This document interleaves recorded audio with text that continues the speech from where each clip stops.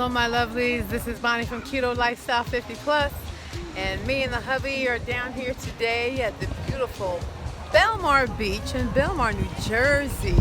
Look at that water, look at that ocean. Oh my God, it's beautiful.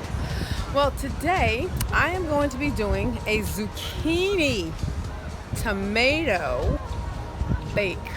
It's just like the eggplant bake that I made.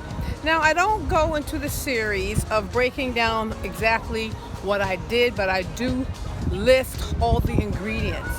So, if you're ready, let's get started.